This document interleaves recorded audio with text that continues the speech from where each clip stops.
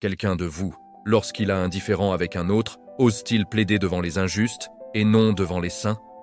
Ne savez-vous pas que les saints jugeront le monde? Et si c'est par vous que le monde est jugé, êtes-vous indigne de rendre les moindres jugements? 1 Corinthiens 6, 1, 20. Bonjour mes frères et sœurs, j'espère que vous allez bien, par la grâce de Dieu et du Seigneur Jésus-Christ. En effet, si nous vivons aujourd'hui, nous ne vivons plus pour nous-mêmes, mais pour élever le nom du Christ au-dessus de tout nom, en parole comme en acte. Ainsi, à travers nous, beaucoup pourront se convertir, non par crainte de la vie après la mort, mais par amour pour Christ. Car le véritable amour bannit la crainte. Voir 1 Jean 4, 18. La parole nous dit dans Jérémie 29, 13 que Dieu se laisse trouver par celui qui le cherche de tout son cœur. Il est vivant. Le Dieu d'Abraham, d'Isaac et de Jacob est bien vivant. Il suffit simplement d'être connecté à son esprit par sa parole, en nous éloignant de tout ce qui nous empêche d'être attentifs à sa voix, l'impudicité, l'iniquité, le péché, non par notre propre force, mais par la puissance du ressuscité qui est en nous.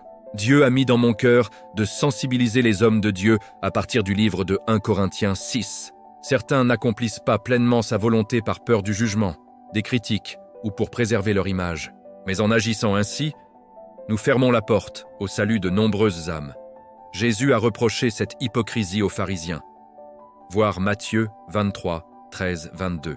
Ensuite, lorsque nous méditons à 1 Corinthiens 6, l'apôtre Paul ne cesse d'exhorter le peuple de Dieu à vivre dans la droiture et la pureté, pour nous-mêmes et pour l'Esprit de Dieu qui est en nous, car notre corps est le temple du Saint-Esprit. Si nous déformons la vérité pour nos intérêts, serons-nous purs du sang de nos fidèles au jour du jugement? Avons-nous la vérité pour ceinture? Et comment pourrons-nous combattre contre l'ennemi, les dominations de ce monde? Si nous manquons d'une de nos armes essentielles, qui est la vérité. Prenons garde à nous-mêmes et aux troupeaux. Examinons-nous pour voir si nous sommes dans la foi et mettons-nous à l'épreuve.